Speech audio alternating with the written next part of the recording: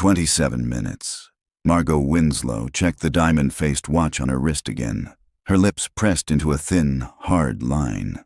The murmur of the upscale restaurant, the clinking of silver on porcelain, the soft jazz. It was all just noise, a grating soundtrack to a colossal waste of her time. She'd closed a 9-figure deal over the phone just an hour ago without breaking a sweat. Yet this man, this Matthew, her friend Clara had insisted was worth it, couldn't even manage to be on time. She signaled the waiter with a flick of her eyes. It was time to leave. This was a mistake. Just as she reached for her purse, the restaurant doors swung open, bringing with them a gust of chilly night air and a man with panic in his eyes. He wore a simple, slightly worn jacket. His hair was a mess, and he was breathing hard. It was an entrance utterly devoid of the power and precision she was accustomed to. But he wasn't alone. Clinging to his hand was a small girl with wide, worried eyes and 2 long brown braids. "I am so sorry," the man, Matthew, began, his voice a rushed, flustered apology. "My babysitter, she had an emergency, and I just—" He gestured vaguely, his eyes darting to his daughter, Sophie, clearly overwhelmed. Margot's gaze remained like ice. An excuse. They always had an excuse. She held up a hand, ready to cut him off, to dismiss him with a single, sharp sentence. This evening was over. But before she could speak, the little girl, Sophie, let go of her father's hand. She took 2 hesitant steps forward, her small shoes silent on the polished floor. She stopped beside Margot's chair, looking up at the powerful CEO with an expression of profound seriousness.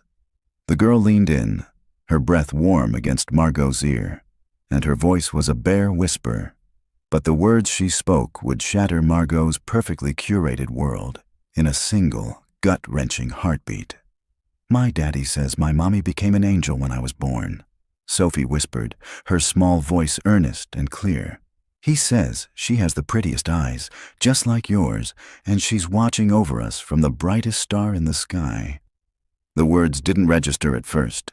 They were just sounds, childish and out of place in the sterile elegance of the restaurant. Then they landed. Not in her mind, but somewhere deeper, in a place she had sealed off with steel and concrete 8 years ago. A place where a different, tiny heartbeat had once echoed. The image hit her without warning. A sterile white room, the deafening silence after a single, weak cry. The weight of a dream turning to dust in her arms. The restaurant, the waiter, the man standing awkwardly by the table, it all dissolved. Her carefully constructed composure, the armor she wore every single day, cracked. A tremor started in her hands, a violent, uncontrollable shudder. She felt a burning sensation behind her eyes, a pressure she hadn't allowed herself to feel in years. Before she could stop it, a single, hot tear escaped, then another, carving silent, shocking paths down her cheeks. Matthew watched, frozen in a state of horrified confusion. His date, this impossibly elegant woman who looked like she could command armies with a single glance, was crying because of something his daughter said. He started to move, to apologize, to grab Sophie and run, but he was paralyzed. Sophie, however, was not. Seeing the tears, her small face filled with concern. She thought she'd made it worse. She leaned in again, her whisper even more urgent. "Please don't be mad at Daddy," she pleaded, her little hand touching Margot's sleeve. "He was late 'cause a man on the bus got sick." He was sleeping on the floor, and Daddy was pushing his chest and telling everyone not to be scared. "He's a hero. He just didn't want to tell you." Margot's head snapped up, her tear-filled eyes locked onto Matthew's. She saw him not as a tardy, disorganized stranger anymore, but as the man Sophie had just described. A man who helped a stranger and didn't even mention it. A man who told his daughter beautiful stories about her mother. The chaos of the last few minutes began to settle into a new, startling clarity. The foundation of her world, built on control and emotional detachment, was crumbling. "Sit down," she said, her voice raspy, barely recognizable to her own ears. It wasn't a request. It was a command, but the iciness was gone, replaced by a raw, fragile authority. Matthew, still reeling, pulled out a chair for Sophie before sinking into the one opposite Margot. The silence that fell between them was no longer hostile. It was heavy, thick with unspoken questions and the shared, invisible weight of profound loss. "What is your name?" Margot asked, her gaze unwavering, searching his face for something she couldn't define. "Matthew Stone," he answered quietly. "And this is Sophie." Sophie gave a small, hesitant wave. Margot nodded slowly, dabbing at her eyes with a linen napkin, the gesture foreign and clumsy. Margot Winslow. The name hung in the air. Matthew's blood ran cold. Winslow, as in Winslow Investments. The name emblazoned in giant silver letters across the top of the very building he cleaned every night. He was on a blind date with the CEO of the company where he mopped the floors. The absurdity of it was so immense, it was almost funny. Almost. Right now, it was terrifying. He felt a desperate urge to flee, to disappear back into the anonymity of his quiet life. But before he could formulate an escape, Margot's phone, sitting face down on the table, began to vibrate violently. A harsh, insistent buzz that cut through the fragile atmosphere. She glanced at the screen, and her entire demeanor shifted in an instant. The raw vulnerability vanished, replaced by a familiar, sharp-edged focus. The CEO was back. "I have to take this," she said, her voice clipped. She stood and walked a few feet away, turning her back to them. Her words were low but tense. "What do you mean, a breach? Which floor?" "No, that's impossible. Seal the entire network. Now." Matthew watched her, his heart pounding for a different reason now. He knew that building. He knew its sounds, its secrets, its flaws. He cleaned the executive floors. He knew the network rooms, and he knew something security didn't. Margot ended the call, her face pale. She turned back to the table, her mind clearly a million miles away, already calculating, strategizing. "I'm sorry, I have to go. There's a situation at my office." Matthew looked at her, then made a decision. He couldn't run. Not now. "The 48th floor," he said, his voice quiet but firm. Margot froze, her eyes narrowing. "What did you say?" "The breach," he clarified, leaning forward slightly. "It's on the 48th floor, isn't it? The East Wing server room." He saw the flicker of shock on her face and pressed on. "There's a faulty sensor on the fire escape access panel just outside it. I've reported it 3 times. It wouldn't register on the main security feed, but it leaves the external network port vulnerable for about 3 minutes after a manual reset." Margot stared at him, her mind racing to connect the dots. How could this man, this stranger, this janitor possibly know that? The security team hadn't said anything about a faulty sensor. They were scrambling, locking down the wrong sectors. This man, who had shown up late with his daughter, had just given her a piece of intelligence more valuable than anything her entire multi-million-dollar security apparatus had provided. The blind date had just become a crisis meeting, and the man she was about to dismiss might be the only person who could help her save her company. Margot's mind, trained to process information at lightning speed, struggled to keep up. The data points didn't align. The man in the worn jacket. The little girl with the story about an angel. The man who saved a stranger on a bus. And now, a security expert who knew about a sensor flaw her own tech team had missed. They were all the same person. "How?" she started, her voice barely a whisper, her eyes locked on his. "How do you know that?" Matthew's face flushed. The adrenaline from the bus, the anxiety about being late, the fear of this woman. It all paled in comparison to this moment. There was no hiding. The gap between their worlds had just been illuminated by a blazing searchlight. "Because I'm the night janitor in your building, Ms. Winslow," he said, his voice low and steady, though it cost him everything to keep it that way. "The 48th floor is my section. I've logged that faulty sensor 3 times. My supervisor, he just tells me to file the report and move on." A janitor. He wasn't in finance. He wasn't a consultant. He cleaned her floors. The man Clara had set her up with, the man with the kind eyes, the man Sophie called a hero, was the one who emptied her trash. The revelation was so staggering, it almost eclipsed the crisis. But the crisis was real. Her phone buzzed again, this time with a name that made her stomach clench. Jarrett, head of security. She jabbed the accept button, putting it on speaker. "What?" "Ms. Winslow, they're in." Jarrett's voice was tinny and frantic. "They're past the internal firewalls. We're locked out of the 48th floor admin controls. They're not just probing, they're targeting the Project Scion data." Margot's blood ran cold. Project Scion was everything. It was a revolutionary biotech algorithm that was poised to save her company from a hostile takeover. It was her secret weapon, her legacy, and it was about to be stolen. "The fire escape," she snapped, her eyes still on Matthew. "Did you check the fire escape access panel?" "The what?" Jarrett sounded baffled.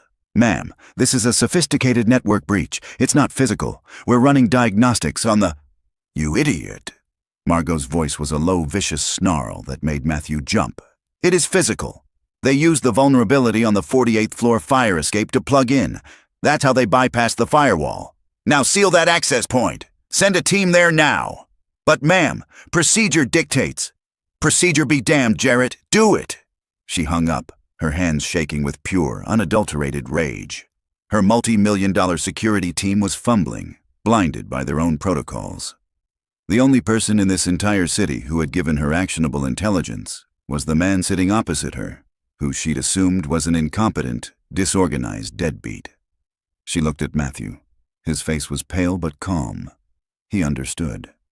He wasn't just a janitor. He was the man who saw things. The invisible man who knew her building better than anyone. She made a decision. It was insane. It was unorthodox. It was the only move she had left. "I need you to come with me," she said, her voice flat, leaving no room for argument. "Now." Matthew blinked, caught completely off guard. "Come with you? To your office?" He instinctively glanced at Sophie, who was watching the exchange with wide, curious eyes, a half-eaten breadstick in her hand. "I can't." "My daughter." "Daddy, does the lady need help?" Sophie asked, her voice small. "You're good at helping." The simple, trusting words cut through the tension. Margot looked at the little girl, and the ice in her eyes melted for just a fraction of a second. She pulled her phone back out, her thumb flying across the screen, dialing a different number. "Helen," she said, her voice changing, still firm but no longer brutal. "I have a personal emergency. I am at La Valette on 8th Street. My car is out front. I need you here in 5 minutes." She paused, listening. "You will be watching a child. Her name is Sophie. There are no other details. Just get here." She hung up before her assistant could reply. She looked at Matthew. "Helen is my executive assistant. She has watched my godson. She is bonded.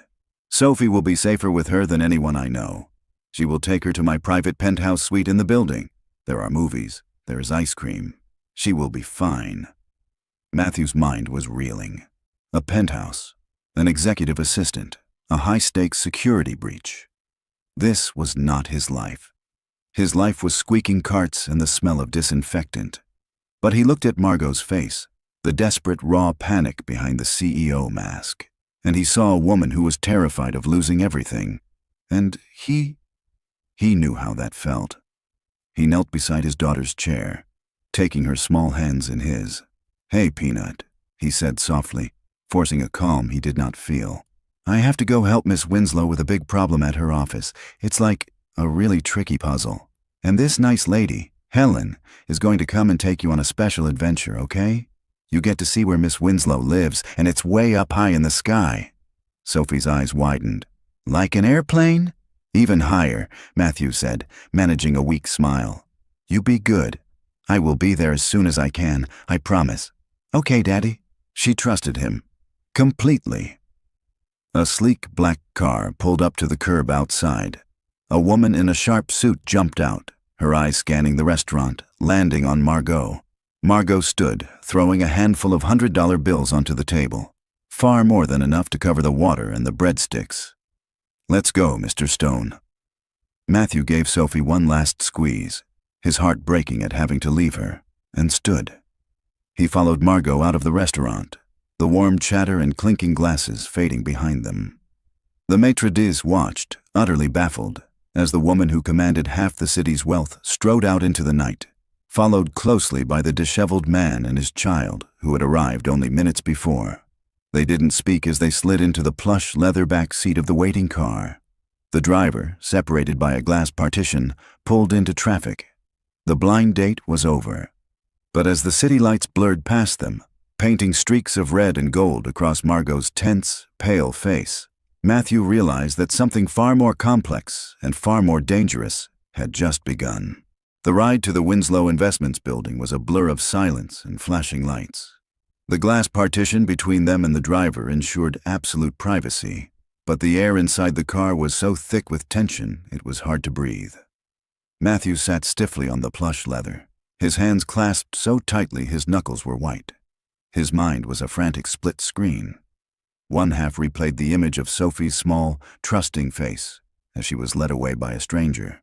The other half tried to process the sheer insanity of sitting next to the CEO who owned the building he cleaned. Margot was a different person entirely from the one at the restaurant. The vulnerable woman who had cried was gone, replaced by a field marshal commanding a war. Her phone was a permanent extension of her hand, her voice a low, clipped weapon.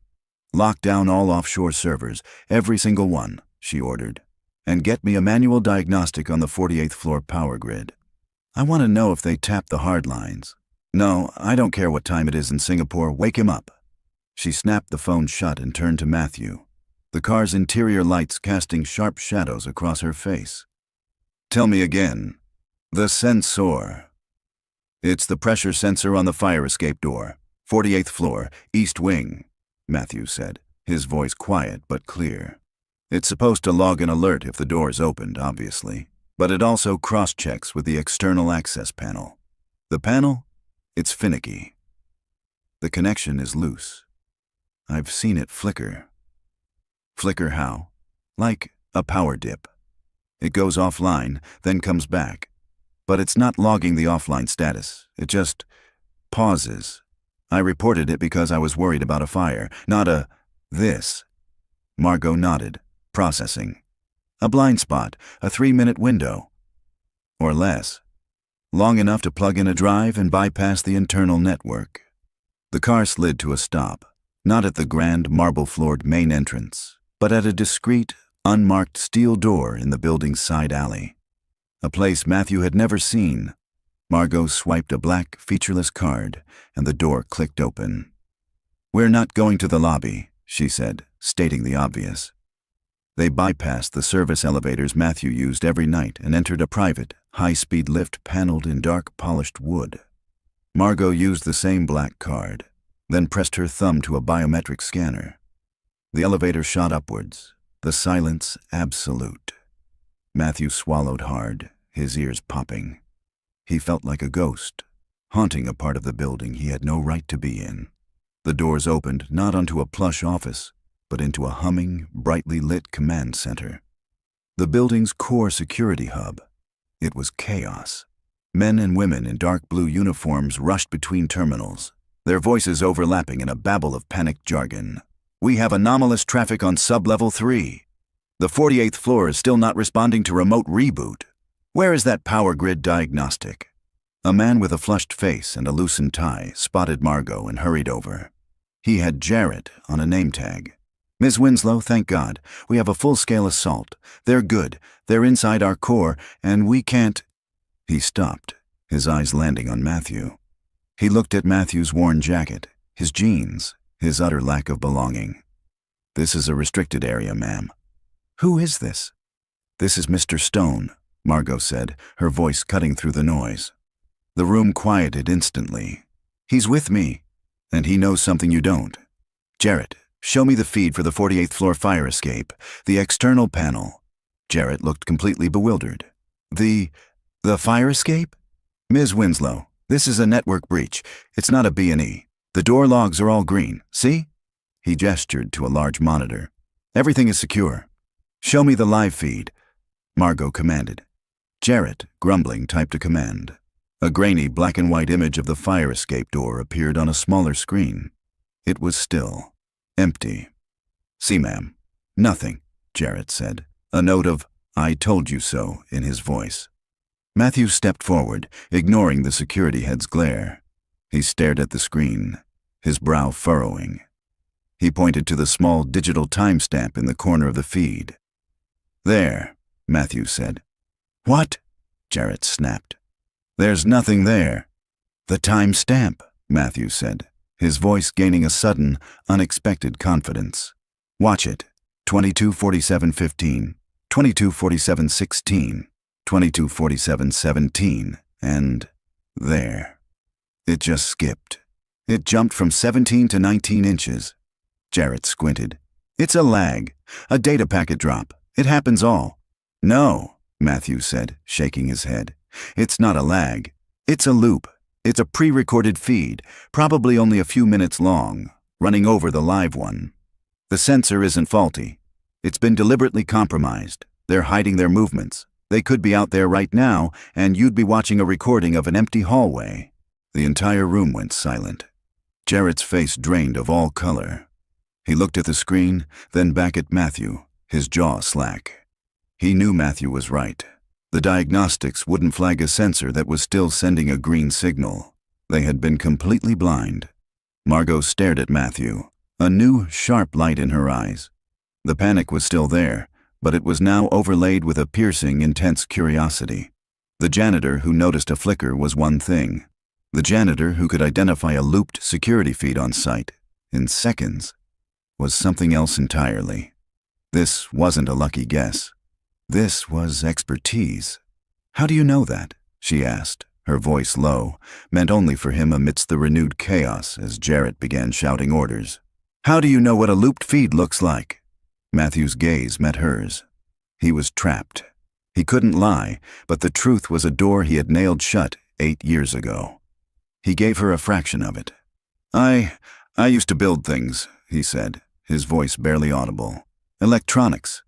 Computers. You see the patterns. The data doesn't flow right. It feels wrong." "Build things," she repeated, her eyes narrowing. She knew he was telling the truth, but she also knew it wasn't the whole truth. A man who built things was now mopping her floors. Why? The question hung in the air, a new mystery suspended beside the crisis. But they had no time. "Jarrett," Margot snapped. "Get a tactical team to that fire escape. Not security, tactical. I want them armed, and I want them there 30 seconds ago. The rest of you, kill the network to that entire wing. Not a soft reboot, a hard cut. Pull the damn plugs if you have to." She turned back to Matthew, her mind made up. "You're not a janitor tonight, Mr. Stone. You're with me. You know this building. You see the patterns. Tell me, if you were them, where would you go next?" Matthew's mind raced, not with panic, but with a cold, clear logic he hadn't accessed in years. He shut out the noise of the command center, shut out Jarrett's useless sputtering, and focused on the building. He saw it not as floors and offices, but as a living system. Veins, arteries, and a central nervous system. "If you cut the power to the 48th floor network," he said, thinking aloud, "they're trapped. Their hardline access is gone. They can't transmit. So they're stuck.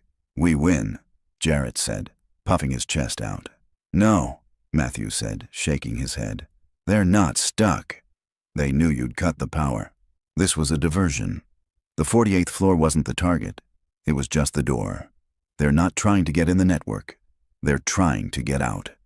He turned and pointed not at a security monitor, but at a large framed architectural schematic of the building's core infrastructure hanging on the far wall. A map nobody ever looked at. "They're not going up. They're going down," Matthew said, his finger landing on a designation near the foundation. "Sub-level 2. The old telecom junction." Jarrett scoffed, a short barking laugh. "That's impossible. That's a dead zone. It's just storage for old furniture and HVAC equipment. The network lines there were decommissioned in 2015. It's not even on our security grid." "That's why they're there," Matthew shot back, his voice sharp, turning to face the security chief. "The lines weren't cut. They were just abandoned. They're still live. I know because I have to check the breakers down there once a month. The junction boxes are active. The lights on the old routers are blinking. It's a live, unmonitored hardline straight out of this building. It's the one place you aren't looking. The room fell silent again. Jarrett's face was a mask of disbelief and fury. He was being upstaged in his own command center by a janitor. Margot stared at Matthew, her expression unreadable. She had a choice: her $500,000-a-year security chief, or the man who had been right about everything else tonight. It wasn't a choice. "Jarrett," she snapped, "you take your tactical team to the 48th floor. Sweep every office. Find that physical drive. Find anything they left behind. Now." "Yes, ma'am," Jarrett said, relieved to have a "But I'm not going with you," Margot continued, her voice pure ice. "Mr. Stone and I are going to sub-level too." "What?" Jarrett exploded. "Ma'am, absolutely not. It's a procedural violation. It's an unsecured zone. I cannot let you, a civilian, him." He waved a hand dismissively at Matthew. Margot stepped so close to Jarrett, her voice dropped to a lethal whisper. "You have failed. Your protocols failed, your team failed, and you are standing in my building, blind, while my company is stolen. He is the only one here who has seen anything. So you will go to the 48th floor, and you will do your job. And we," she said, nodding to Matthew, "will go and do yours. Give him a clearance card, an all-access override." Now, Jarrett looked like he'd been slapped, but he saw the look in her eyes. Without a word, he yanked his own master access card from his belt and slammed it onto the console in front of Matthew. "You're responsible for her," he spat at him. "I know," Matthew said quietly, picking up the card. Margot turned and walked toward the private elevator. "Let's go, Matthew." He registered the shift. Mr. Stone was gone. It was Matthew. He followed her, the weight of the override card heavy in his hand. The elevator doors closed, encasing them in the same tense silence as the car ride. This time, it was different. They were no longer CEO and janitor. They were two people walking into a trap. Margot watched him, her arms crossed, her eyes narrowed in the soft light. "You built things. Electronics," she said, repeating his earlier words. "The man on the bus. Sophie said you saved his life. CPR. Matthew just nodded, his gaze fixed on the descending floor numbers. "How did you know what to do?" she pressed. I knew what to do." "That's not an answer," she said. She wasn't angry. She was curious. Utterly, intensely curious. "The way you diagnose that feed. The way you're mapping the building. You don't talk like a janitor. You don't think like one. What aren't you telling me, Matthew?" The elevator chimed and the doors slid open, saving him from having to answer. The air that hit them was a shock. Where the command center was cold and sterile, this was warm, damp, and smelled of dust, oil, and ozone. The sub-level was a cavernous space, a maze of massive concrete pillars and humming machinery. Thick pipes and bundles of cables snaked across the low ceiling. It was Matthew's world. The power dynamic shifted instantly. Here, she was the civilian. "This way," Matthew said, his voice now confident, taking the lead. He navigated the labyrinth of corridors with an easy, practiced familiarity. The air thrummed with the low-frequency hum of the building's core power. "The junction room is just ahead," he said, keeping his voice low. "It's behind a reinforced maintenance panel. It's supposed to be locked." They turned a corner into a darker, narrower corridor, lined with massive, silent HVAC units. At the very end, a standard-issue gray metal door. Matthew held up a hand, signaling her to stop. He moved forward alone, his worn work boots silent on the concrete. He didn't try the handle. He didn't use the card. He just put his ear against the cold steel. He stood there for a full 10 seconds. The only sound was the omnipresent hum. Then, beneath it, he caught it. A faint, irregular sound. Click, click, click. Pause. Click, click, click. It wasn't machinery. It was methodical. It was human. It was the sound of someone typing on a laptop keyboard. Matthew went rigid. He turned slowly, his eyes wide with a mixture of fear and confirmation, and met Margot's gaze. He brought a single finger to his lips, his expression saying everything. They weren't just in the right place. They were seconds too late. The person was inside, and they were already transmitting. Margot's eyes widened, her entire body tensing. Her first instinct was to lunge for the handle, to use the override card Jarrett had given him and storm the room. This was her company, her life's work, being siphoned away through a dusty, forgotten wire. She took a step forward. Matthew's hand shot out, not touching her, but barring her path. He shook his head, a single, sharp motion. His eyes were wide, urgent. He put his mouth right next to her ear, his whisper so quiet it was barely a vibration. "Steel door, reinforced frame, deadbolt from the inside. We'll never get it open in time. They'll hear us coming, wipe the drive, and be gone before we're through." "Gone where?" she whispered back, her voice shaking with repressed fury. "There's no other way out." A flicker of a smile, cold and grim, touched Matthew's lips. "There's always another way out. Ventilation shafts, a service tunnel under the slab. They planned this, but they didn't plan for me." He didn't wait for a reply. He grabbed her by the sleeve, his grip surprisingly strong, and pulled her back the way they came, out of the narrow corridor and into the main sub-level chamber. He moved with a speed and confidence that left her no choice but to follow. The sound of the desperate, rapid typing echoed in her mind. They were losing. "What are you doing?" she hissed, stumbling to keep up as he navigated the maze of machinery. "We're just letting them go." "We can't stop the door, but we can stop the power," he said, his voice clipped and focused. He wasn't talking like a janitor. He was talking like a tactician. "The junction room is on an independent circuit. It was part of the original 1980s telecom install. It's not tied to the main grid you cut." "How do you know that?" "Because," he said, skidding to a halt in front of a large, rusted-shut metal cabinet bolted to a concrete pillar. "I'm the one who resets the breaker when the lights flicker." He pulled a ring of keys from his pocket. Not the master access card, but his own, worn janitor's set. He found a small, old-fashioned brass key, jammed it into the heavy lock, and put his shoulder into it. With a groan of protesting metal, the cabinet door swung open. Margot stared. It wasn't a simple breaker box. It was a terrifying, archaic web of thick, bundled cables, analog dials, and massive, fist-sized ceramic fuses. It looked like something from a pre-war submarine.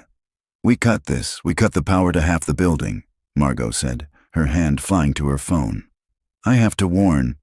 "No," Matthews said, his hand already deep inside the tangle, tracing a thick, black-sheathed cable. "Not all of it. Just this one." His fingers found a single, massive, black lever, separate from the others, coated in dust. "This is the primary feed for the 1980s lines. They thought it was decommissioned. They thought it was safe, but it's not. It's just old." He looked at her, his eyes clear and intense in the dim light. "Get ready." He braced himself and threw his entire weight against the lever. There was a deafening clack-thunk, a shower of sparks, and the deep, omnipresent hum of the sub-level machinery died instantly. The world plunged into a sudden, shocking silence. The only light came from the emergency exit signs at the far end of the chamber, casting a sickly green glow over everything. The silence lasted for 1, 2, 3 seconds. Then, from the corridor they had just left, came a muffled, furious shout. A thud as a shoulder hit the inside of the steel door. Then another, and another, a frantic, desperate pounding. The typing had stopped. Matthew let out a breath he didn't know he'd been holding, his body trembling from the adrenaline. He turned to Margot. She was leaning against a pillar, her phone already to her ear, the screen illuminating her face. Her expression was no longer one of panic. It was a cold, triumphant fury. "Jarrett," she said, her voice echoing in the dead silence. "Send your tactical team to Sub-Level 2, Maintenance Corridor 4 Delta, the junction room. The door is locked from the inside." "Our problem," she paused, a predatory smile touching her lips, "is in there, and they're not going anywhere." She hung up and looked at Matthew, really looked at him. He stood by the open power cabinet, illuminated in the green emergency light, his chest heaving, his hands black with grease and dust. He was a janitor. He had just saved her company, He had done what her entire security division, with its millions in budget, could not. The cognitive dissonance was overwhelming. Flash blights! The word was a brutal shout. The sublevel was instantly flooded with blinding white light. A dozen men in full black tactical gear, armed and masked, swarmed the corridor, their weapons trained on the junction room door. Jarrett stumbled in behind them, his face purple. "Door is barricaded," one of them yelled. "Get the ram! Now! Crack!" The hinges screamed. "Crack!" The frame buckled. With a final, shattering groan, the door flew open, torn from its hinges. The tactical team poured inside, their lights cutting through the darkness. "On the ground! On the ground! Now! Show me your hands!" There was a scuffle, a single, desperate grunt, and then silence. "Target acquired! One male in custody." A moment later, two of the officers hauled a man out. He was dressed in a dark, high-tech athletic suit, his face covered in sweat and grime. As they dragged him past, the man lifted his head, his eyes wild, and he locked onto Margot. Margot's blood turned to ice. It wasn't a stranger. It wasn't a professional thief. It was Kieran Vance, her protégé, the 28-year-old VP of analytics she'd been mentoring, the one she'd handpicked from MIT, the one she'd trusted with the core data for Project Scion. "Kieran," she whispered, the name a pained, disbelieving breath. His face, so young and brilliant, contorted into a mask of pure, venomous hatred. "You stole it from me," he shrieked, struggling against the officer's grip. "It was my algorithm. Project Scion was mine. You just put your name on it. You were never going to let me have it." That's not true, Kieran," Margot stammered, the betrayal hitting her harder than the security breach itself. "Liar," he spat. "You're a liar and a thief." "I was just taking back what was mine." "Get him out of here," Jarrett ordered, his voice shaking, finally seeing the scope of his own failure. He had been looking for foreign hackers, while the traitor was walking the halls right next to him. As Kieran was dragged away, his curses echoing down the corridor, the adrenaline that had held the night together evaporated, leaving a cold, sick vacuum. Margot leaned against the concrete pillar, her legs suddenly weak. The crisis was over. Her company was safe. But she felt shattered. She looked at Matthew, who had watched the entire ugly scene with a quiet, sad detachment. "How?" she asked, her voice a raw whisper.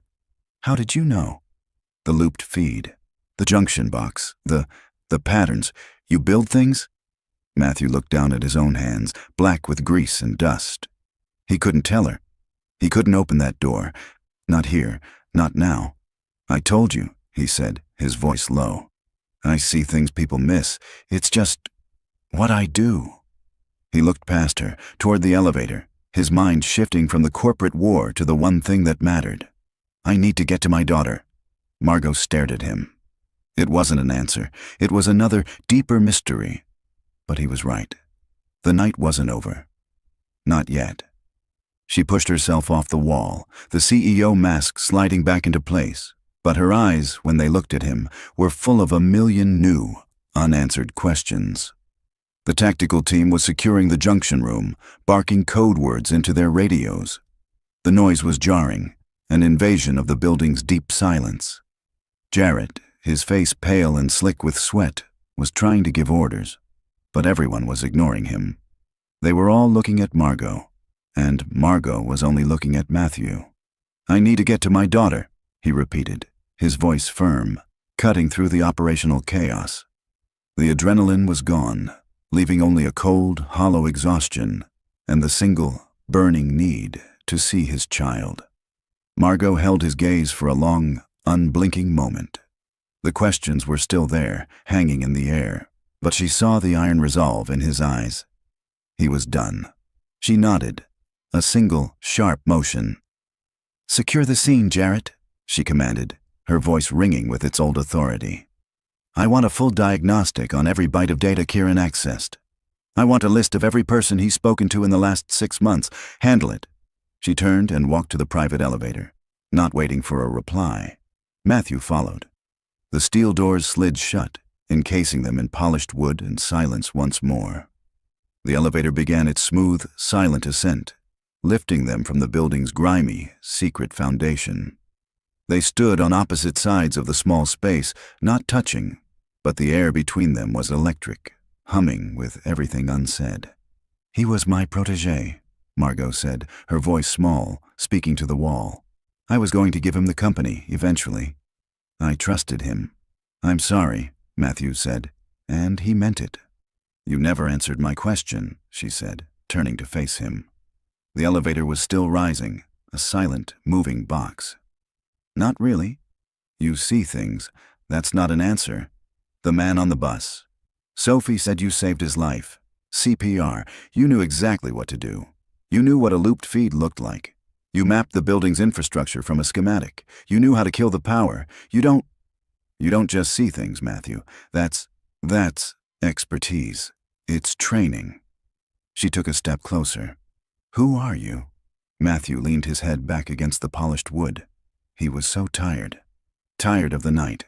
Tired of the questions, but mostly tired of the lie. The quiet, invisible life he had built was a fortress, but it was also a prison. And this woman, she had, in her own broken way, seen him. He met her gaze. "I was a surgeon," he said.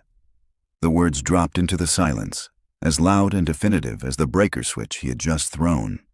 Margot's eyes widened. She just stared, her mind visibly processing the word. Surgeon. It was the key, the one piece that made all the others fit. A surgeon? Like a doctor? "A cardiothoracic resident," he clarified, his voice hollow. "A heart surgeon. The man on the bus." She breathed. "I knew what to do," he nodded. "The patterns, the diagnostics. The human body, a building's network. They're just systems," he said. "You learn to see the anomalies, the rhythms that are wrong." The elevator chimed, but neither of them moved. The doors hadn't opened. Margot was still processing. "You were," she said, seizing on the word. "You're a janitor." "Why? How?" "My wife, Anne," he said, the name feeling like rust in his mouth. "She died 8 years ago." He looked up, his eyes meeting hers, and in that moment, he saw the shared, unspoken number connect them. 8 years. The same chasm of time. "It was childbirth," he whispered, the confession torn from him. "Sophie was born, and Anne, she had an embolism. It was fast. We were in the same hospital where I worked. I was right there. I had colleagues, the best. But there was nothing. I held my daughter in one arm and I lost." He didn't need to finish. Margot felt her own breath hitch, the phantom ache of her own empty arms, the sterile white room, the deafening silence. "After that," Matthew continued, his voice hollow, I couldn't go back in. The smell of the antiseptic, the sound of the monitors. I couldn't hold a scalpel. I couldn't be God. I couldn't even save her. So I walked away. I took the one job where I could be invisible, where I could just clean up, where I could be there for Sophie. No one asks questions of a janitor. 8 years, Margot whispered, her own voice cracking, the CEO mask completely gone. I lost my daughter, Emily, 8 years ago too. The same week my company launched. Her hand went to her mouth, her eyes flooding. I never even got to bring her home. The truth landed between them, a heavy, invisible weight. Sophie's words at the restaurant. My mommy became an angel. She has the prettiest eyes, just like yours. That's, Matthew breathed, the realization dawning. That's why you cried.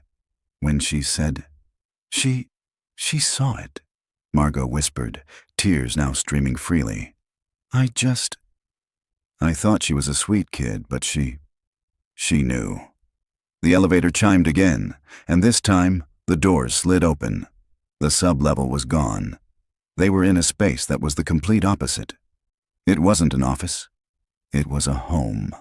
A sprawling penthouse, all warm woods, soft lighting, and floor-to-ceiling windows that revealed the entire city glittering like a carpet of diamonds below. And on a plush, oversized sofa, curled up under a cashmere throw, was Sophie. She was fast asleep, her breathing soft and even. Sitting in a chair beside her, a book in her lap, was the sharp-suited woman from the restaurant, Helen, who looked up and smiled in relief.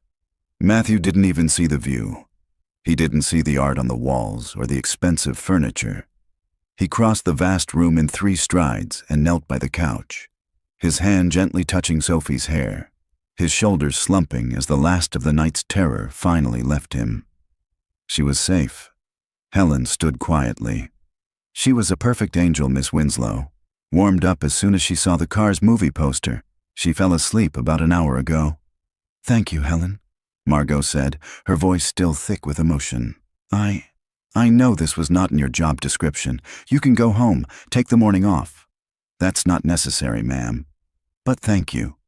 Helen gathered her purse, gave Matthew a small, respectful nod, and let herself out of the penthouse, the heavy door clicking shut with a sound of expensive, insulated finality. They were alone. The silence of the penthouse was louder than the sub-level's alarms. Below them, the city was a silent, glittering map. Matthew stood, frozen, just watching his daughter breathe. He bent down, his movements careful, and began to slide his arms under Sophie, intending to lift her. "Wait."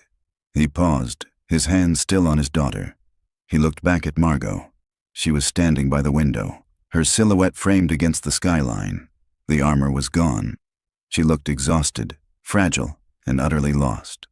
"What you did tonight," she began, her voice rough. "Thank you it's not enough." "It's ridiculous." Matthew straightened up, letting Sophie sleep. "You don't have to say anything. I'm just glad it's over." He was Kieran. She shook her head, as if to clear it. "I was going to give him everything." The betrayal was a fresh wound, and seeing it made Matthew's own, older scars ache in sympathy. "I'm sorry," he said again. "A heart surgeon," she whispered, as if still testing the fact. "And you're cleaning my floors." It's an honest job," he said, his voice quiet. "It lets me be there. I get home before she wakes up. I take her to school. That's all that matters." "That's not what I meant," she said. She looked from him to the small sleeping child on her couch. The two of them, a complete, self-contained world. She looked around her own vast, empty, silent home. Her castle. Matthew cleared his throat, the moment stretching. I should get her home. It's so late." "Home?" Margot said, blinking. How are you getting home?" "The buses." "We'll get a cab," he said, already moving, desperate to be back in his own world, where things made sense. "No," Margot said, her voice regaining a fraction of its command. "Don't be ridiculous. My driver is downstairs. He'll take you." You don't have to do that, Ms. Winslow." "Margot," she corrected him, her voice firm. "My name is Margot." "And it's not a request." She grabbed her phone. "He'll take you to your door." The elevator ride down was silent, but it was a different silence. Not the tension of the crisis, but the heavy, fragile silence of two people who had seen each other's deepest wounds. The driver was waiting by the black car, the door already open. He didn't blink as Matthew, in his worn jacket and holding a sleepy child, climbed into the plush back seat. Matthew looked out the window at Margot. She stood on the curb, the massive, empty glass lobby of her building behind her. She wasn't a CEO. She was just a woman, standing alone in the middle of the night. "Margot," he said, the name feeling strange. I should go. I need to get her home." She met his gaze, her own eyes reflecting the streetlights. The CEO mask was gone, leaving just the woman who had cried in the restaurant. "Yes," she said. "You should." The silence stretched, full of the night's revelations and everything still unsaid. "Good night, Matthew," she said softly. "Good night." Margot. The door closed and the car pulled away, sinking into the quiet, pre-dawn streets. Matthew watched in the side mirror as Margot Winslow, millionaire, CEO, and the loneliest woman he had ever met, turned and walked back into her empty, silent building, all alone. The black car moved silently through the sleeping city, a high-tech cocoon separating Matthew from the world. Sophie was a warm, heavy weight against his chest, her breath fogging the window. He watched the familiar gritty streets of his own neighborhood slide by. The closed bodega, the laundromat with a flickering neon sign, the walk-up apartments stacked one on top of the other. It was a million miles from the glass and steel castle they had just left. The driver, a true professional, didn't say a word as he pulled up to Matthew's modest apartment building. He got out and opened the door for them, his face impassive, as if he chauffeured janitors and their sleeping children home from corporate crises every night.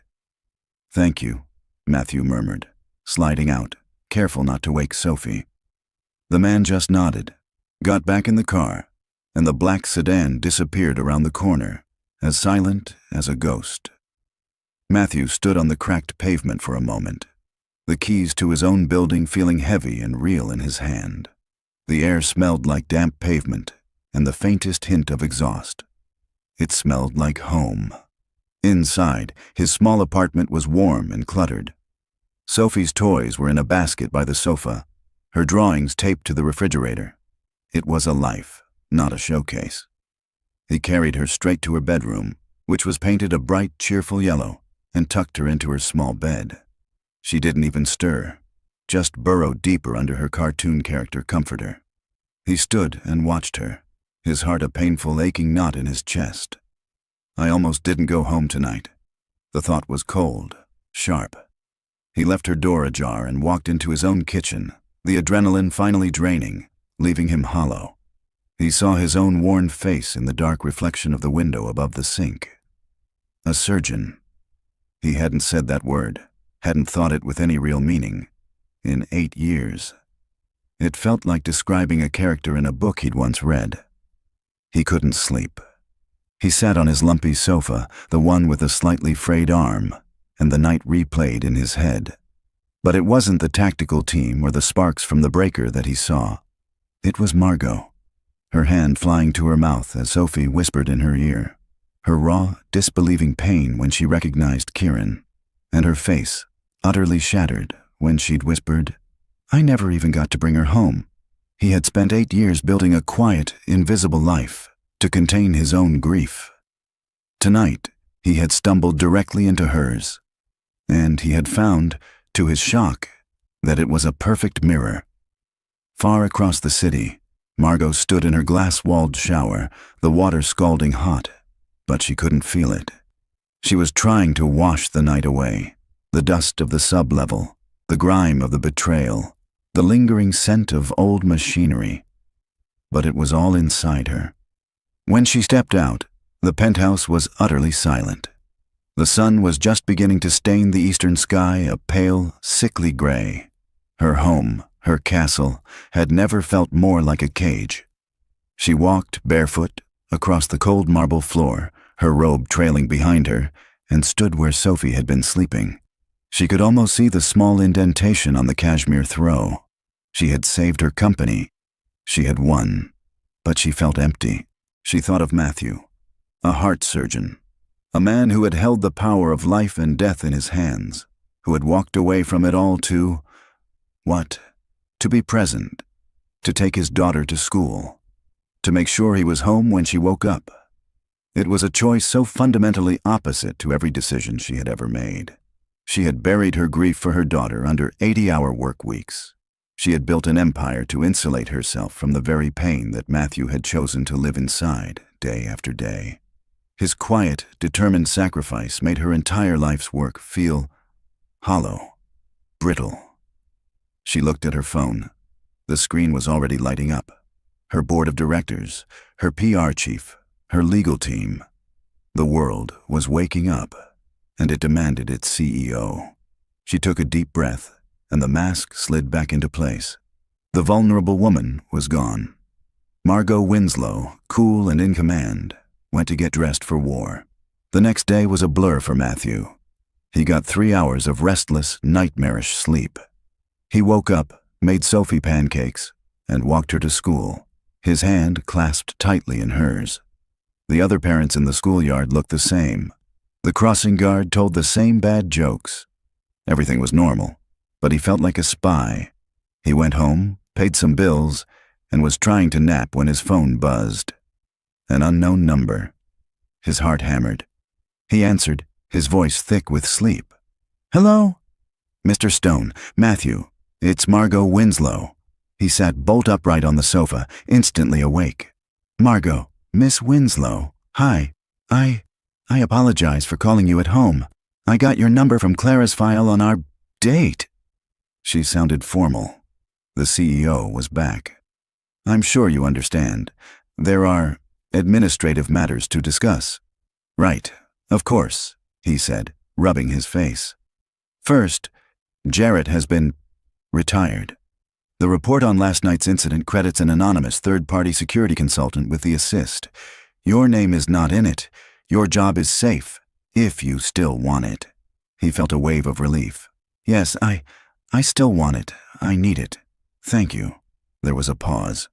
He heard her take a breath. "That's the second thing. I cannot, in good conscience, allow you to keep that job." His stomach dropped. "What? You just said—" "No, not like that," she said quickly. "I mean, you saved my company, Matthew. You were a surgeon. The idea of you pushing a mop on the 48th floor tonight, it's unacceptable." "It's my job," he said, his voice hardening. "It's not the right job," she countered, her CEO instincts, her need to fix, to control, taking over.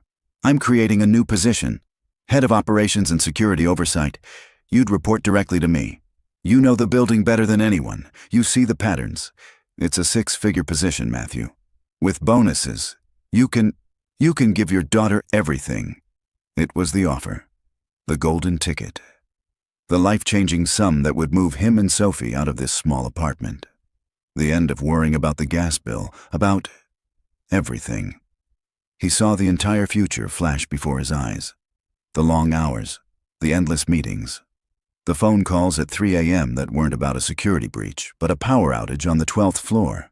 He'd be trading his janitor's uniform for a suit, but it was just another uniform. He shook his head slowly, though she couldn't see him. No. The silence on the other end of the line was absolute. He could picture her, frozen in her glass office. What do you mean, no?" she finally asked, her voice a mix of disbelief and confusion. "I can't take that job, Margot," he said, his voice quiet but firm. I'm flattered. I am, but I told you why I left my first career. It wasn't just the hospital, it was the life, it was the 80-hour weeks, it was the missed dinners, it was the exhaustion, it cost everything." He stood up, walking to his small kitchen window, looking down at the street. "This job, my job, it lets me be there. I make Sophie breakfast, I walk her to school, I'm at the gate when she gets out, she's never with a sitter for more than a few hours. I read her a story, I kiss her goodnight, and then I go to work." He took a deep breath. "That job you're offering, that's a daytime job. That's a life job. That's the one thing I can't give you. I will not trade my time with her. Not for any salary. I'm sorry." Margot was floored, utterly, completely silenced. He had just refused a fortune. He had refused to be saved. He had chosen this life, not because he was broken, but because he was whole. He had chosen it for his daughter. The realization hit her with the force of a physical blow. Her fix, her CEO solution, was an insult. She had tried to buy him, to solve the problem of him with a check, and he had just gently, firmly told her that his life was not a problem to be solved. She started, her voice sounding strange, smaller. I didn't think of it that way. Most people wouldn't," he said, not unkindly. "So," she said, the awkwardness a vast canyon between them. You'll be in tonight? To work?" "Yes," he said. "It's my shift. The floors don't clean themselves." "Right." He heard her exhale. "Right. Well, I'll see you, Matthew. Good night, Margot." He hung up the phone and stood there, his heart pounding. He had just said no to a new life. He looked around his small, cramped, perfect apartment. He had said yes to his real one. Matthew got through the rest of the day in a haze. He made Sophie dinner. They did her spelling homework. and he read her a story about a dragon who was afraid of heights. She was giggling, warm and safe in her bed, and as he kissed her forehead, the weight of his decision settled on him. He had chosen this moment. This was real. The six-figure salary, the corner office, it was all just noise. He went to his shift with a strange, new quiet in his heart. The dread was gone, replaced by a simple, weary certainty. He had said his piece. He had refused the job. Now they would either fire him or they would let him be. Either way, the pretending was over. He punched his time card at 9:02 p.m. The new head of security, a stern woman named Albers who had replaced Jarrett, just nodded at him, her eyes sharp but professional. The building's atmosphere was tense, the staff all on edge after the high-level firing. But no one looked at him twice. He was, once again, invisible. He started his route. 45th floor, 46th, 47th. His movements were automatic. His cart squeaked. Everything was the same. Then he got to the 48th floor. He pushed his cart out of the elevator. The long, dark corridor was empty, just as it always was. He started his routine, his mind oddly calm. He'd clean the floors, empty the trash, and go home. He reached Margot's main office. The large glass doors were closed. The light was on. He froze. His heart, which had been so steady, gave a single, painful thump. She was there. She was waiting for him, or she was just working late. It didn't matter. He had to go in. He took a deep breath, parked his cart, and picked up the small metal trash bin. He pushed the glass door open. She was at her desk, not working, just sitting there, staring out at the glittering city lights. She wasn't in a suit. She was wearing dark trousers and a simple, soft-looking cashmere sweater. She turned her head as he entered. Her face was pale, her expression unreadable. He avoided her gaze, walked silently to the small trash bin beside her desk, and knelt to empty it into his larger one. The silence was deafening, broken only by the rustle of paper. "I embarrassed you," she said. Her voice, quiet in the vast, empty room, made him pause. He stopped, still kneeling, his back to her. "No," he said, his voice a low rasp. "Don't," she said. "Please, the phone call, the job offer, it was crass, insensitive. I was trying to quantify what you did, to put a price on it." He slowly stood up, placing the empty bin back. He turned to face her. "It was a generous offer, Margot. Just not the right one for me. We're clear." She looked down at her hands, which were clasped on the polished desk. "It wasn't a generous offer," she said, her voice so soft he almost missed it. "It was my only way of knowing how to say thank you, by trying to fix what I thought was broken. It's what I do. It's all I know how to do." "I'm sorry." The apology hung in the air. It was real. There was no CEO in it. It was just a woman, admitting she was wrong. The last of his defensiveness melted away. "Apology accepted," Matthew said quietly. He turned to leave, his job in her office finished. "Matthew." He stopped at the door, his hand on the frame. "Clara," she said, her voice stronger. Our friend, the barista, when she set us up on that date, she thought we were just two lonely people." He turned back. The light from the city framed her, making her look small against the vast, dark skyline. "We are, aren't we?" he said. A small, sad smile touched her lips. I don't want to be. Not anymore." This was new. This wasn't about the company, or the job, or the breach. This was the conversation they were supposed to have. At the restaurant, before their worlds had collided. Before he could process it, she stood up. "Sophie, does she like parks? With ducks?" Matthew blinked, completely blindsided by the change of topic. Yes, she loves them." "Why?" "St. James Park," Margot said, not as a question. "Clara mentioned it. You go there, Saturdays." "Usually, yeah," he said, his heart starting to pound again, but for a different reason.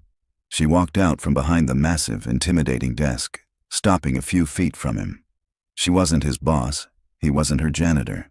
They were just a man and a woman in a dark, quiet room. "Saturday," she said. 10 o'clock. I'd like to see the ducks, and I'd like to talk."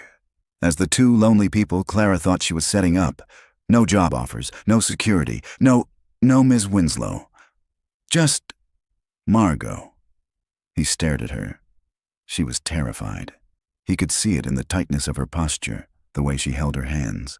The most powerful woman he'd ever met was asking him, the janitor, out, not as a boss, but as a woman. He thought about his small apartment, his lumpy sofa. He thought about her in this vast, empty castle, night after night. I don't know what to say," he said honestly. "You don't have to say anything," she said, a small, fragile smile appearing. "Just, if you're there, I'll be there. And if you're not, I'll understand." She had given him the choice, the power. She had offered him a way out, and he had refused. Now she was offering him a way in, and the choice was, once again, entirely his. "Good night, Matthew," she said softly. "Good night, Margot," he replied. He backed out of the office, pulling his cart with him. He didn't clean the rest of the 48th floor. He pushed his cart straight to the service elevator, his mind reeling. He went home, the scent of her office, a faint, expensive smell of paper and something floral, lingering in his senses. He had just been invited on a date, a real one, by the CEO of his company, and he had no idea if he was going to go. The rest of the week was a special kind of torture. Matthew lived his two lives, but now they were bleeding into each other, creating a disorienting, murky gray. By day, he was Dad. He made sandwiches. He refereed a dispute over a red crayon. He listened to Sophie practice her one line as a tree in the upcoming school play, "I am a tree," with a seriousness that was both hilarious and heartbreaking. But his mind was on the 48th floor. By night, he was the janitor, but he was no longer invisible. He was acutely aware of every security camera, every late-working executive. He was a man with a secret. He was the man who had been in the sub-level. He was the man who had been invited to the park by the CEO. On Thursday night, the conflict came to a head. He was doing his 11 p.m. sweep of the executive lounge on the 45th floor, a room with plush carpets and a billion-dollar view.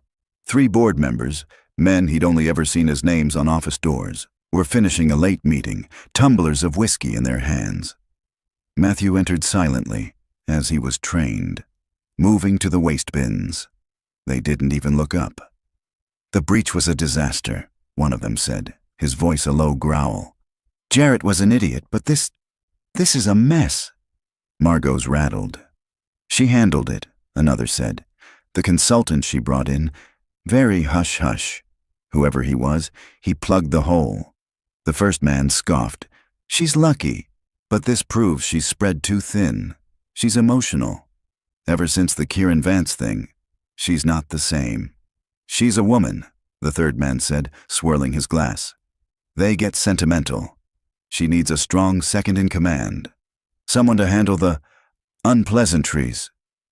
They didn't see Matthew. He was just a function, a pair of hands emptying a bin. He backed out of the room, his face burning with a cold, quiet rage. They get sentimental. They spoke about her as if she were a faulty piece of equipment. They had no idea. They saw the castle, but they didn't see the woman inside. He pushed his cart through the silent, empty halls, his decision made. He couldn't go to the park. It was impossible. He wasn't just in a different tax bracket. He was from a different species. He was the help. Any attempt to bridge that gap would be a fantasy. It would be a disaster for him. And he realized it would be dangerous for her. If those men, those corporate sharks, ever got a hint that she was meeting her janitor in the park, they would tear her apart. They would call her emotional and sentimental, and they would use it to take her company. He wouldn't do that to her. He wouldn't be the weapon they used against her. He finished his shift, the decision a heavy, cold stone in his gut. He would not go. Friday afternoon, he was on the floor of his living room, helping Sophie paint a shoebox for a school project. The apartment was filled with the smell of tempera paint and the sound of Sophie humming. "Daddy?" she said, not looking up from her very green box. "Yeah, Peanut? Is the castle lady sad?" Matthew's hand stilled, a blue paint-covered brush hovering over the newspaper. He remembered her face in the office, her small voice. "I don't want to be. Not anymore. Yeah, Peanut. I think she is," he said quietly. "Oh." Sophie dipped her brush in the green. "Then she needs a friend." She said it so simply, like it was the most obvious thing in the world. It's not that simple, honey." Matthew sighed, starting to paint a cloud. "Yes, it is," Sophie insisted, pausing to look at him, her eyes wide and serious, a small smudge of green on her nose. "You're sad sometimes. About Mommy, and I'm your friend, and I make you laugh. She's just sad in her castle. She needs a friend to make her laugh. We should show her Sir Quaxley. He's sad too, 'cause he only has one eye. But he's the best." Matthew stopped. He stared at his daughter. "It's not that simple. But what if it was? The board members, the money, the power, the class divide. All of it was real. All of it was a mountain. But Sophie, she just saw a sad lady who needed a friend. He had spent the last 8 years of his life building a fortress to protect himself and his daughter. He had turned down a fortune to protect his time with her. He had based his entire world on a single, powerful truth. Sophie comes first. And now Sophie, in her simple, profound wisdom, was telling him to go. Not for a future, not for a romance, but for a reason he couldn't argue with. Because someone was sad and they had a chance to be a friend. He looked at the green shoebox. He looked at his daughter's earnest, paint-smeared face. "You're right, Peanut," he said, his voice thick. "You're absolutely right. Sir Quaxley deserves a formal introduction. Saturday morning, 9:51 a.m. The sky was a sharp, clear blue, the air crisp with autumn. Matthew's hands were clammy. He'd changed his shirt 3 times, finally settling on a simple, clean, dark green Henley that he hoped looked normal. Sophie was practically vibrating, skipping ahead of him on the cracked pavement, clutching a paper bag of oats. "Do you think she'll like him, Daddy? Do you think she'll know he's the king of all the ducks?" "I think she'll know right away, Peanut," Matthew said, his stomach doing a slow, nervous flip. They reached the park entrance, the familiar wrought iron gate. Matthew stopped. His breath hitched. She was there. She wasn't standing by the gate, waiting. She was sitting on a bench a little way inside, facing the pond, as if she was trying to be invisible. She was wearing dark jeans, a simple cream-colored sweater, and flat shoes. Her hair was down. She looked small. She looked like a normal person. She was just sitting there, twisting her hands in her lap, her head down, as if she was studying the ground. She looked, Matthew realized with a jolt, exactly like she was steeling herself for rejection, absolutely certain he wouldn't come. He was about to call her name, to let her know they were there. But Sophie, with the uncomplicated joy of a child, spotted her. "Castle lady!" she shrieked, her voice high and clear. Margot's head snapped up, her eyes wide with a mix of terror and a sudden, shocking, brilliant hope. Sophie dropped Matthew's hand and sprinted across the grass, her pigtails flying, the bag of oats clutched in her fist. You came to see the ducks." Margot went rigid, her hands flying up in a useless, defensive gesture as the small, 8-year-old human missile launched toward her. She clearly had no idea what to do. Sophie didn't care. She crashed into Margot's legs with a force that made the CEO stumble back, and she wrapped her arms around her knees in a fierce, uncompromising hug. You came! I told Daddy you would!" Sophie beamed, her face pressed against the soft material of Margot's jeans. Matthew was on his feet, rushing over, his face burning. "Sophie!" "Honey, gentle. You can't just—" "I'm so sorry, Ms. W." Margot hadn't moved. Her hands were still frozen in the air, hovering, unsure where to land. She looked at Matthew over Sophie's head, her eyes wide, a silent, "What do I do?" message in them. After a long, agonizing second, One hand, trembling slightly, came to rest on top of Sophie's head. An awkward, hesitant pat. It's okay, Margot said, her voice thin, breathless. She's strong. She's a bowling ball, Matthew said, trying to diffuse the tension. He gently unpeeled his daughter, keeping a hand on her shoulder. Peanut, you have to give people space. But I like her, Sophie said, as if it were the most logical reason in the world. She grabbed Margot's hand, her small, warm fingers lacing with the CEO's cool, long ones. Margot's hand instinctively tensed, then, just as quickly, relaxed. Come on, we have oats. You have to meet Sir Quaxley. The three of them stood at the water's edge. The tension, which had been so thick, began to dissolve in the bright morning sun and the chaotic, happy quacking of the ducks. Sophie, as the official ambassador, showed Margot the proper throwing technique. After a few awkward, stiff-arm tosses, Margot's shoulders began to relax. A small, tentative smile touched her lips as a particularly brave duckling, who Sophie immediately identified as Sir Quaxley, ate almost from her hand. When the oats were gone, Sophie ran off to the swing set, her shouts blending with the others. Margot and Matthew sat on the bench, the empty bread bag between them. You know, Margot said, her voice so quiet he almost missed it. I don't think I ever properly thanked her. Sophie, he turned to her. What for? For what she said. At the restaurant, she was staring at her hands, twisting the empty oat bag. About her mother's eyes. It was the first time I'd cried over Emily. In years. I had built such high walls. That little girl, she just walked right through them. Matthew watched a mother push a stroller past them. She does that. Anne, my wife, she was like that too. Unapologetically open. I tell Sophie stories about her all the time. I'm so afraid she'll forget her. That I'll forget the sound of her laugh. I don't have that, Margot whispered, her voice thick. I just have 48 hours. And I was on a conference call for most of it. You can't, Matthew said, his own pain rising up, sharp and familiar. You can't walk back down that hallway. It doesn't lead anywhere. She looked at him, her eyes shining with unshed tears. You're right. Daddy, look! I'm a bat, Sophie yelled from the swings. You're a beautiful bat, Peanut. Don't let go, he called back. Sophie giggled, then jumped down from the slowing swing and ran back to the bench. She was holding something in her fist. She ignored Matthew and climbed straight into Margot's lap, sitting down as if she'd been doing it her whole life. Margot went completely, utterly still. She looked like a statue, her hands frozen, her eyes wide with a kind of terrified reverence. These are for you, Sophie said, pushing a small, wilted bouquet of yellow dandelions into Margot's hand. They're wishes. Margot's trembling hand closed around the weeds. She looked down at the small, warm child who had so fearlessly invaded her space.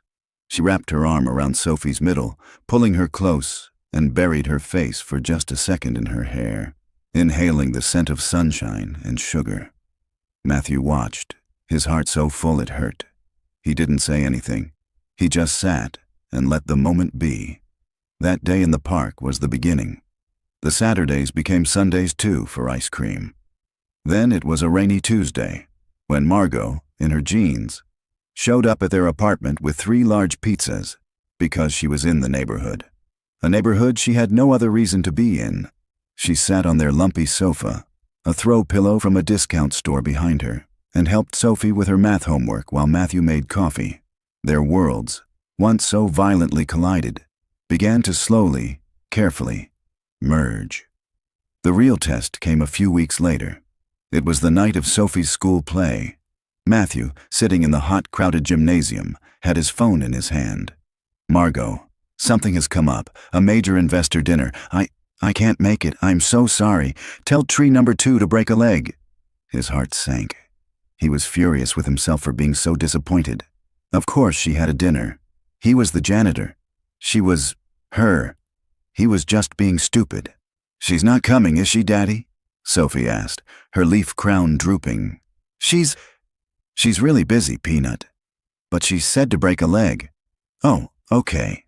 Sophie walked backstage, her shoulders slumped. Matthew sat alone, surrounded by buzzing, proud parents, and felt a familiar, crushing loneliness.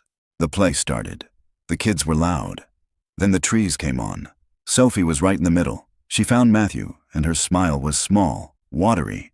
She stood there, a perfect, still tree. Then it was her time. She stepped forward. "I am a tree," she whispered, her voice barely carrying. Matthew clapped so hard his hands stung. As the applause died down, the main gymnasium door at the back, a heavy metal fire door, creaked open. A slice of light cut through the dimness. A figure slipped inside, trying to be quiet, and stood in the shadows by the back wall. Matthew's heart stopped. It wasn't apparent. The silhouette was unmistakable. She was wearing a sleek, dark dress, not the jeans from the park. Her hair was up. She looked like she had just stepped out of a limousine. She had come. She had left her investor dinner. Her eyes scanned the crowd, and then they found him. Across the sea of parents, across the gymnasium, their gazes locked. Sophie, her big line over, was back in her spot, but she had seen the door open. She saw the figure, and her eyes went wide. She tugged on the sleeve of the kid next to her and pointed, her whisper carrying clear across the quiet. "It's her. It's the castle lady." When the play ended, Sophie didn't run to Matthew. She ran, her construction paper leaves flapping, straight up the aisle to the back, and launched herself into Margot's arms. Margot caught her, lifting her high, not caring about her dress or the staring parents. "You were," Margot whispered, her voice thick, "the most magnificent tree I have ever seen." The seasons turned. The dandelions in Margot's office were replaced by a framed, paint-smeared drawing of the Castle Lady and Sir Quaxley. Matthew still pushed his cart on the 48th floor, but now, sometimes, he'd find a high-end coffee pod left on his cart, and he'd leave a perfect polished apple on her desk. One crisp spring afternoon, almost a year after their date, they were at the park. It was just a normal Saturday. Sophie was at the swings. Matthew and Margot were on the bench, close now, their shoulders touching. "My board is concerned," Margot said quietly, watching Sophie. "I'm leaving at 5. I'm turning down dinners. They think I'm sentimental." Matthew tensed, the word like a slap. "I'm sorry, Margot. I told you, I'm a liability. I can just be the janitor." She turned to him, her eyes fierce.